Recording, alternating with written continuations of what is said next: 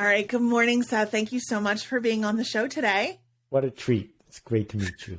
Wonderful. So for anybody in our audience who does not know who you are or your background, could you just start out by giving us a little bit about yourself and your journey? Well, I call myself a teacher, but I've never actually done the hard work of being in a public school on a salary. I started teaching canoeing in Canada when I was 17 years old, and since then, I've written 20 bestsellers. I've started a couple companies, including one of the first internet companies. I write a blog every day. I don't know. I could go on and on, but I'm not going to. You are one of those genuine people in the world who just, what do we call it, multi-passionate, that you are just constantly changing and shaping the world around you. Yeah?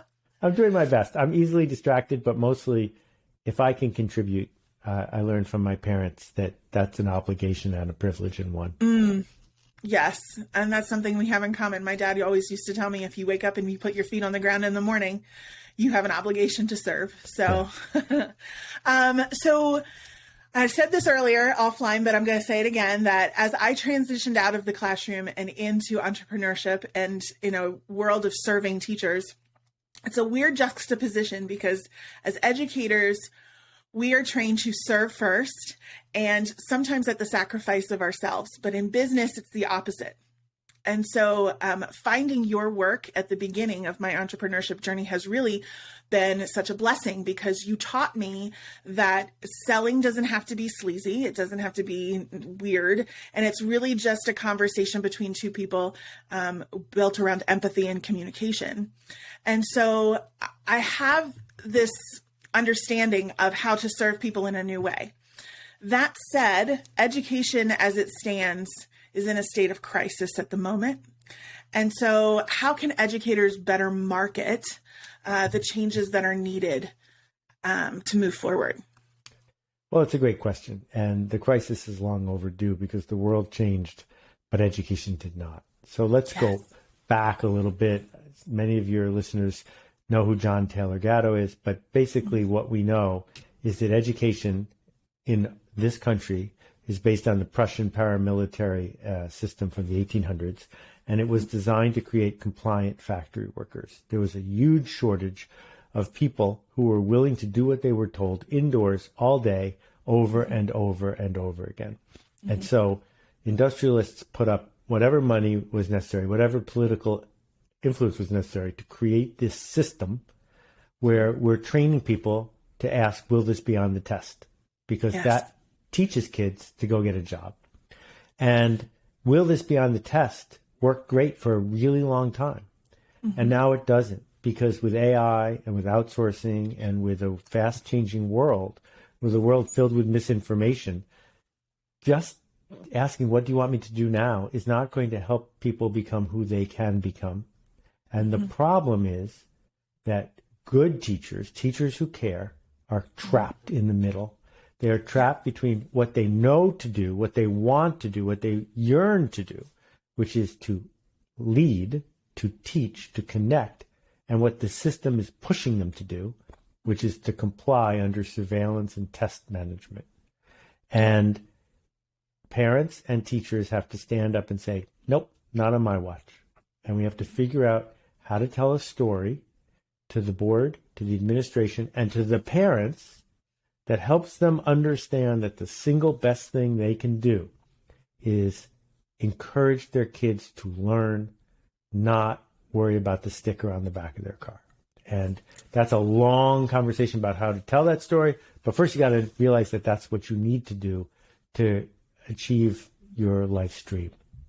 Yeah, and that actually pivots into one of the questions that one of our listeners actually asked, which was, what advice would you give to teachers who are trying to change the current system, but still have to function within it, right? Right. Well, I'm going to start by turning it upside down. Many of the teachers I know have been so thoroughly indoctrinated that they think they're trying, but they're not really. That you don't currently have a job where you are managed 60 minutes every hour. You might be managed 40 minutes every hour, but there's still this leeway. And in this leeway, because you were trained to do a certain thing and want to please the people you work for, it is tempting to just keep doing it for the next 20 minutes. But in fact, we all know a teacher who changed someone's life. Maybe you've been that teacher. You didn't do that by following what was in the curriculum. You did that by going off piste, by showing up in a different way for a bit. And what we have is the ability, if you desire to go down that path, to keep veering away from the, you can measure me by my kids' SAT scores. That you can figure out when these kids are done with today's class or this month's class or this year's class, what are they going to say about what happened in this classroom? And, you know, my kids went to public school. And when I think about the impact Beth Rudd had on my kids, when I think about the impact, I could go down a long list of teachers had on my kids. Yeah. It was 1 out of 8 of their teachers. The other 7 did their job. Yeah. But 1 out of 8 did something else. And that is available currently, for now anyway, to most teachers most of the time. You are underappreciated, understaffed, underpaid. That's a given. You know that. That's not going to change. Right. But since you've already paid that price, what are you going to do when you show up tomorrow? And I think what you can do is risk the principal being disappointed, risk the parent asking you a question about why this wasn't prepped, and instead change a kid's life. Powerful. And it's something that I think every teacher aspires to do, but within the system that they find themselves, caught in, they oftentimes, and you're right, it is a juxtaposition that's uncomfortable. Oh yeah. It's wearing you down. And please, I'm not suggesting any lack of respect or saying that what you're doing is easy. It's really, really, really, really hard. I get that. Yeah. But, you know, if you've ever been on a plane and seen a pilot who went above and beyond, she did that outside the rule book. And the same thing's true with a cop, and the same thing's true with a chef, and right? But you went to the normal school. Do you know why it's called the normal school? The first teachers college in America was in Massachusetts. They named it the normal school because it's where they teach you to teach kids to be normal. That's on purpose. That's the name of it. So right? Why are we surprised that that's what you've been indoctrinated into? Right. And it's particularly in what we do, which is advocate for arts integration, STEAM, project-based learning, these hands-on methodologies that at the heart are connecting teachers to students, getting to the understanding that everyone has a uniqueness about them, right? Normal doesn't work. And we're advocating for students to make choices. Right. Rather than just cooks who follow the recipe, right? And at the same time, together, when teachers are working through that and recognizing that that is what is needed in order to offer that change. I want to go back to this idea of crafting a different story, because the story, I think, the story matters in everything. It's the heart of marketing. It's the heart of everything that we do, right? Humans are centered around story.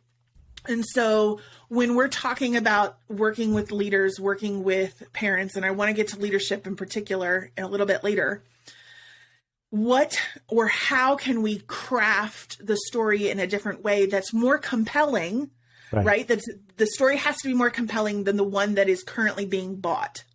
Right. Okay. So I know a little bit about marketing, and I'm happy to say that marketing is about making a change happen. If you're not going to make a change happen, why did you bother showing up? Right? There's lots of other jobs where you have to do what you did yesterday, but marketing's only purpose is to change the way people are going to act.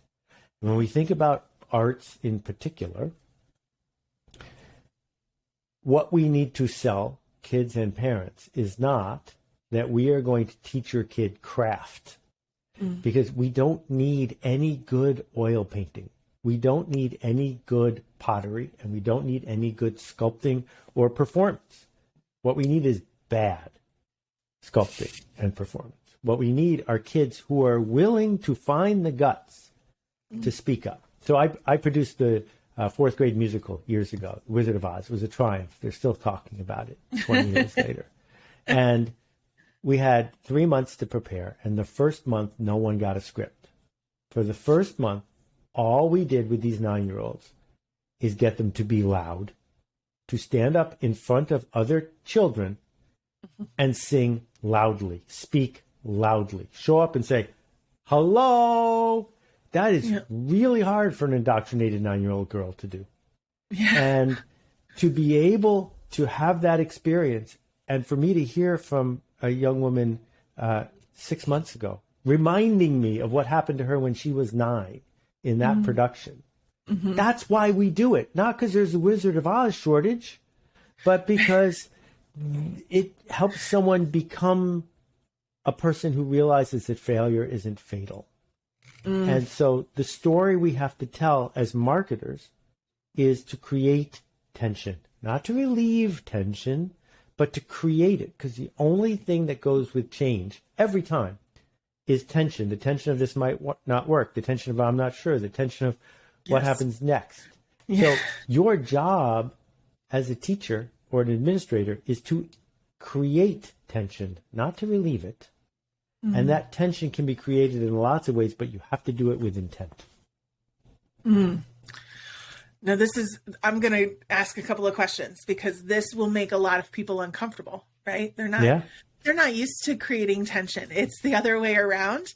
So how do we create tension in a way that we can sit with it and be open to where that tension leads, which could be failure. And, many teachers are the gold star teachers. They're the ones who sat in the front row, got the gold stars, got the A's. Right. So they don't want that. How do we reframe or retrain ourselves to rethink failure? Yeah, that's a great question. So if you were interested in running the marathon and you came to me and said, can I get a coach who can teach me how to run the marathon without getting tired? I would say no. It is impossible to run a marathon without getting tired. And the people who finish the marathon are tired. And the people who quit at mile 22 are the people who couldn't figure out where to put the tired. So if you tell me that you want to be a teacher of significance, that you want to be able to find the path to do the thing you set out to do, I'm going to tell you, you have to sign up for creating tension. And if you're not willing to do that, then keep doing what you're doing because you're going to enjoy it. But please don't tell me you need the freedom to be the kind of teacher that you say you want. Okay. So if that's the case, then how do we start training ourselves to deal with tension? So I'll give you a simple example.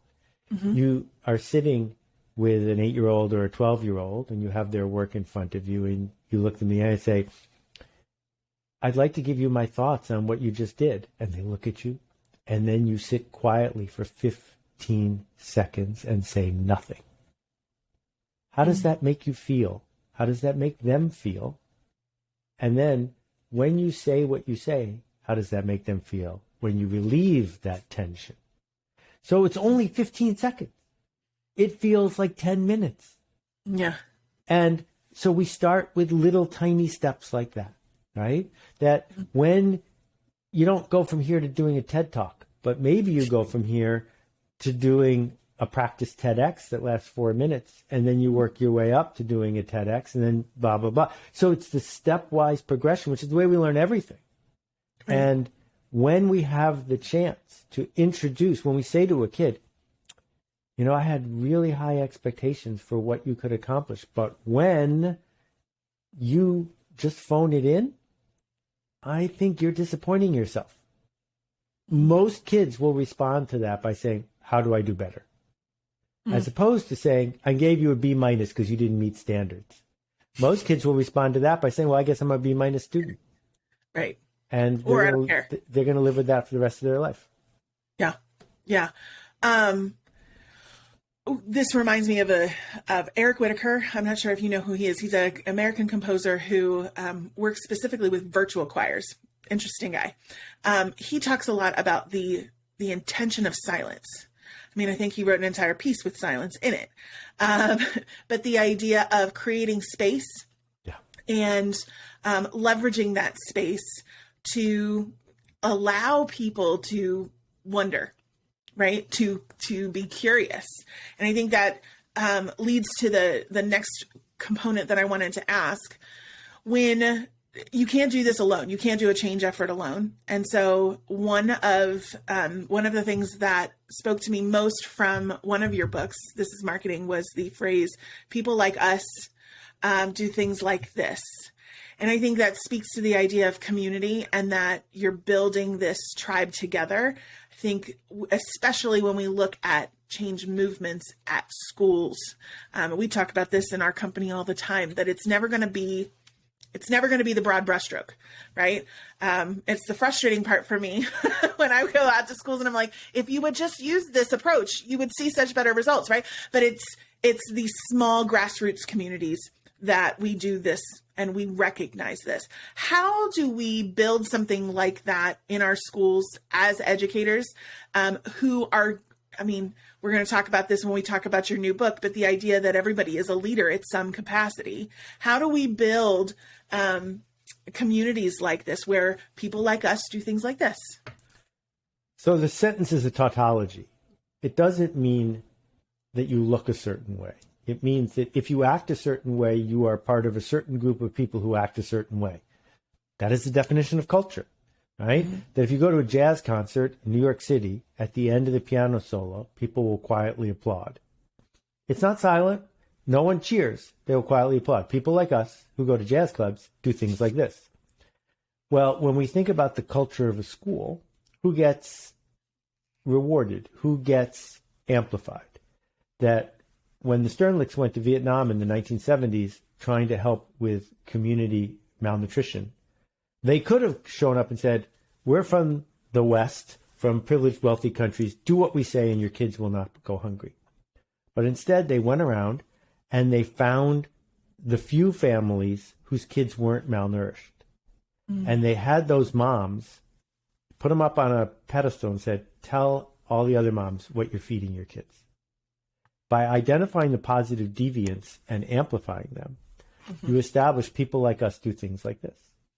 That when we celebrate the teacher not who has the highest SAT scores, but who mm-hmm. has kids who are coloring outside the lines regularly, we're doing something. This is why it is so tragic that we do tryouts for the play or tryouts for the orchestra and give the person who has the biggest head start the role, which simply gives them a bigger head start. Because guess what? We don't have a thespian shortage, nor do we have a soccer player shortage. Tryouts make absolutely no sense in school. What we need to do in school is say, who is going to bring an attitude of, I'm going to change for the better? Those people get the roles. Those people get to play soccer. Those people get to show up. Because attitude is something that people can adopt in one day. And mm-hmm. if we create the cycle, people like us do things like this. We have a soccer team that doesn't win games. We have a soccer team that builds humans, right? Mm-hmm. Oh, I think that's what school's for.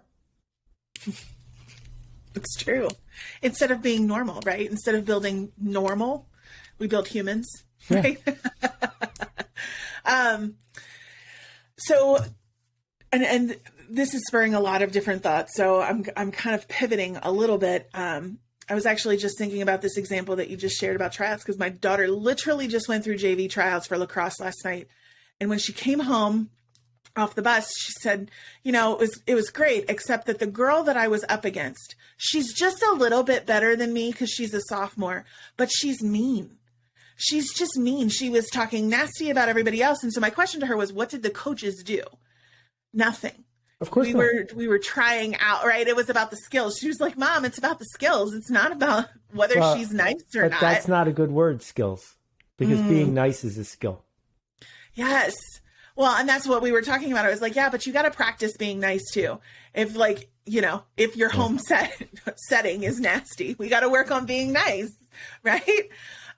So you talked about this idea of amplification of the deviance, and that's going to lead us to the leaders who do that. And there is, and we've been kind of talking about this idea of tension, of creating this movement for change. And the best way I think that we can describe that in schools is the difference between our leadership, whether that's principals, assistant principals, deans, curriculum supervisors, whatever, and teachers who are in the classrooms every day. And so you have a new book coming out called Song of Significance. I would love for you to share just briefly what this book encapsulates. This is personal for me, and I think it's personal for my readers. I asked 10,000 people in 90 countries, what's the best job you ever had?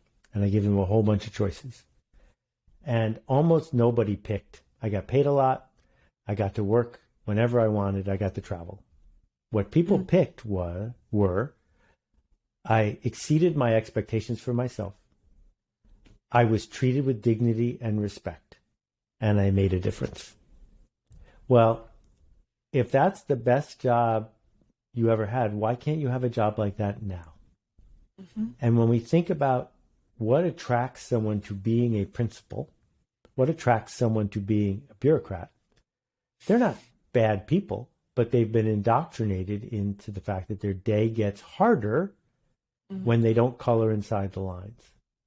And so what we have to do is create the conditions for people to do what they seek, what they dream of. And so what makes a great principal is they spend all their time finding people doing something right and celebrating it.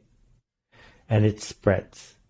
And sure, they have to make sure the place is safe. They have to make sure that people learn how to read. But what they really need to do is enable teachers to take risks, to enable young humans to become who they seek to be. And the entire institution can shift, not because there's going to be a memo or an edict, but because bit by bit, the individuals will seek what they sought in the first place, which is significance.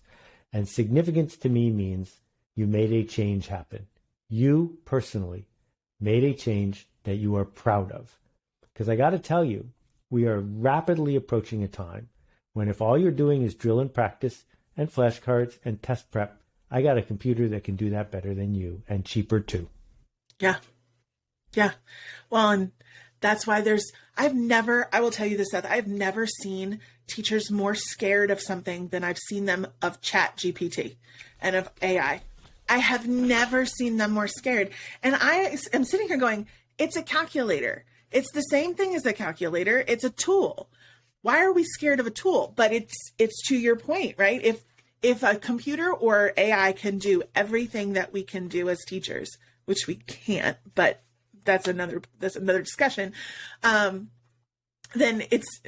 our world will never, it doesn't need to exist, right? As we know it. Yeah. I love the interconnection of artistry and work that you have in this title of Song of Significance. But I know there's another aspect of this. So there's the Song of Increase. What is that? So the Song of Increase unlocked this for me. In May, in the Northern Hemisphere, the beehive near you will have survived or not a long winter. And the purpose of honey is to give the bees something to eat during the winter to sustain them. If they make it to the end of the winter, the Council of Maidens, who are the leading women who run most of what's going on in the hive, will have a meeting. It's not a metaphor, it's true. They'll have a meeting and they will come to realize that the hive is okay. And they will do several things. The first thing they will do is instruct the rest of the maidens to go collect as much pollen as they can, as fast as they can through the month of June. And they will replenish all the honey supply. The second thing they will do is build a vertical egg chamber, and they will instruct the queen to lay and fertilize a queen egg. But a bee colony can only have one queen. And after this queen egg is laid, they will lavish the baby with royal jelly and make sure it's well cared for. And then, just before the pip, that's what you call a baby bee, is born, the maidens will send a signal. And all of the adult bees in the hive, more than 10,000 of them, will leave the hive within 10 minutes, swarming to a tree just 100 yards away, and they will never return. They will leave behind all the honey, the baby queen, all the baby bees, and they will leap into the unknown.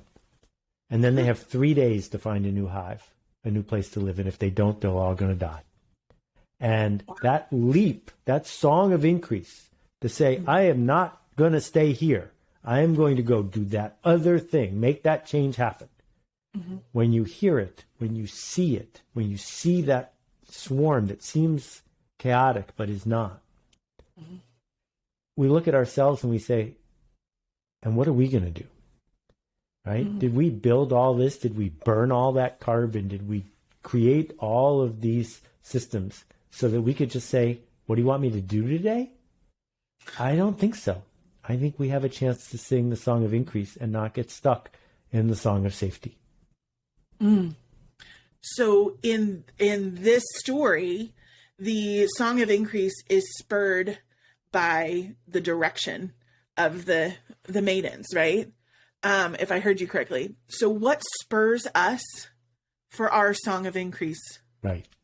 Well, the thing about bees is a bee colony is basically a human brain inside out. Each bee is not an individual entity. If you kill a bee, the colony is fine. Bees will sacrifice their lives regularly for the sake of the colony. The maidens aren't in charge of anything. They are just the mouthpiece for the entire hive.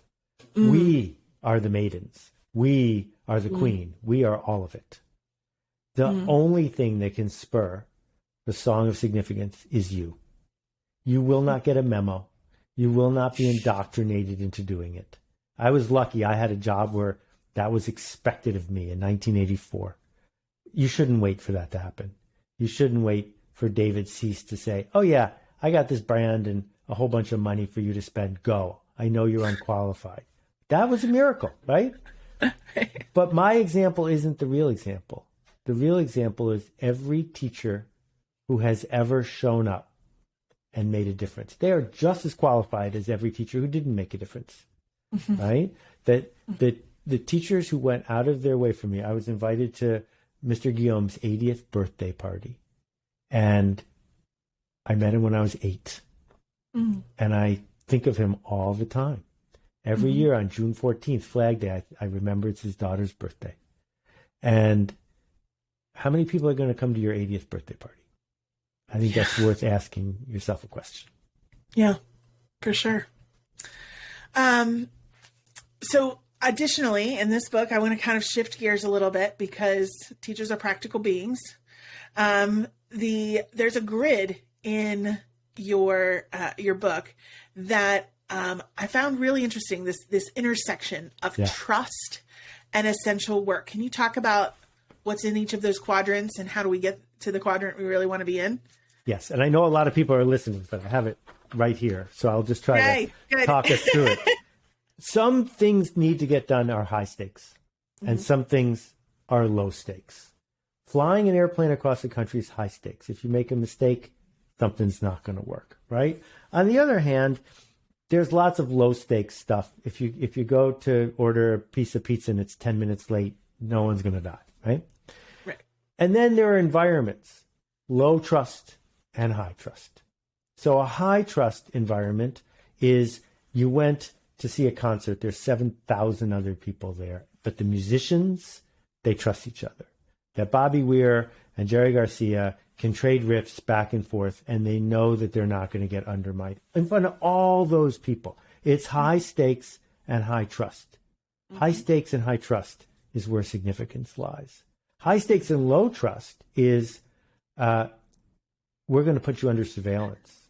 Low trust is you're not allowed to fly the airplane. The autopilot has to fly the airplane because we trust the computer more than we trust you, right? Yeah. That what education is becoming is high stakes, low trust. Low trust, yeah. And if the governor is telling you what you can teach, you should get a new job. You should just quit.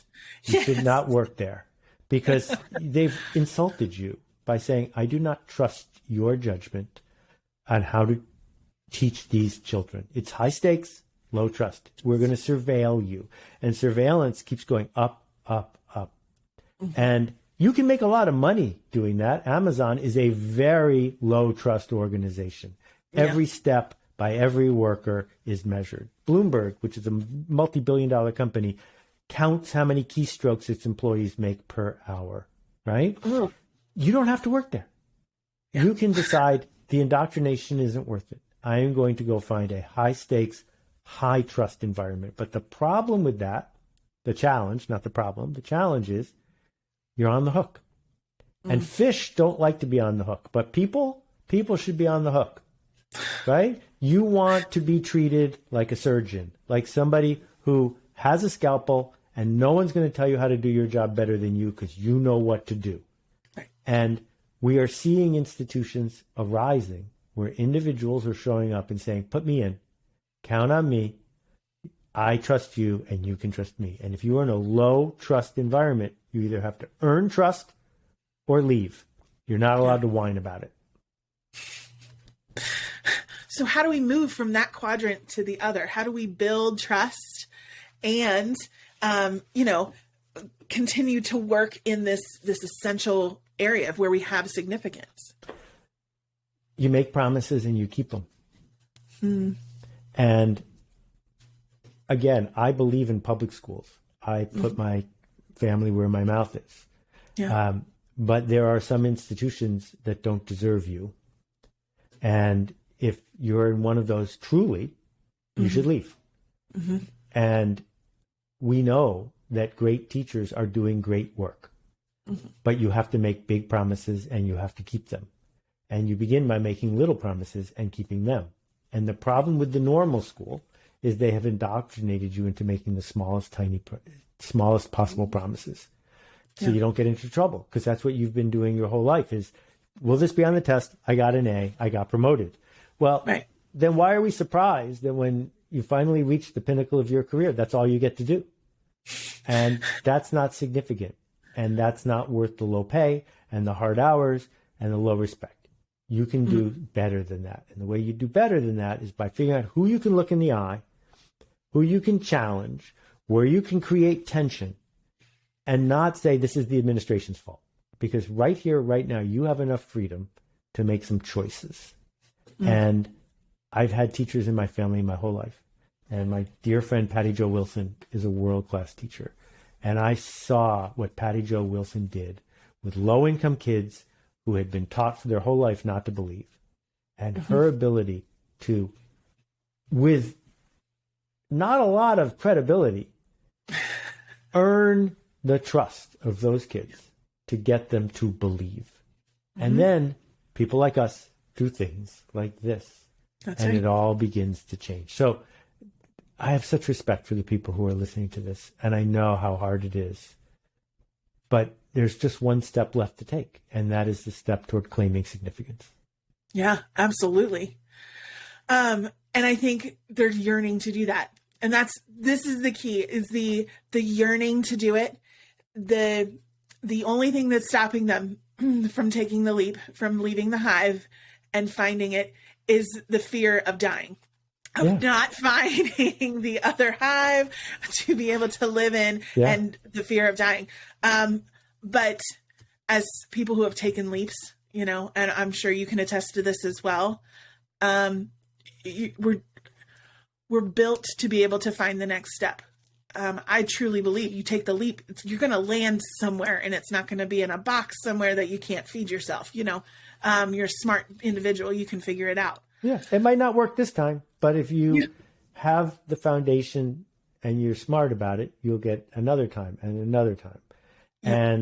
And, the opportunity the book offers, and the reason I wrote a book and not a blog post, is because I wanted to be able to say to people, here, let's do this together. Yes. Right? And I made a special edition of the book that's this little thing like this. So when people buy a bunch, they get a whole bunch of these pamphlets that they can hand around. Because if you say to your principal, I'm ready to sign up if we're willing to treat each other this way, maybe they'll read it. Maybe they'll talk to you about it. Maybe we can have these honest conversations. Maybe on back to school night, you can turn to 20 parents and say, look, there's 2 tracks in my classroom. There's a track for parents who want their kids to thrive and to sing and to be significant.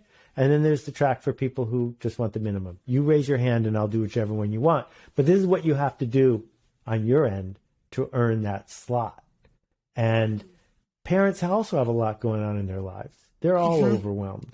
So you can't ask them to completely change the way they're parenting. But what you can say is, this bus is going to Cleveland. And if you want to go to Tucson, this is the wrong bus. Yes. Yes. You're talking about the commitments, right? Yeah, the commitments that are in the book, which we're not going to have time to go into, but I want everybody to understand that part of the work is, and building that trust is centered around the commitments that we make together, right? Correct. Let's get real, or let's not play.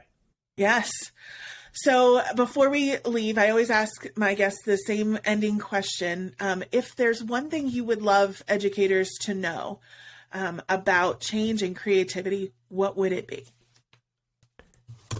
I want you to know that you already know everything you need to know, and that we love you, and that we trust you, and we believe in you, and we just need you to do it. Thank you so much. That is exactly what every educator, I think, in the world wants to hear and needs to hear at this moment in time. So thank you. Well, thank you for Appreciate leading. It matters. Thank you. Thank you so much for joining me today, Seth, and for all of the wonderful work that you bring into the world. It matters. I know it matters to me, and I can assure you that it will matter to the educators who listen. So thank you. Thank you, Susan.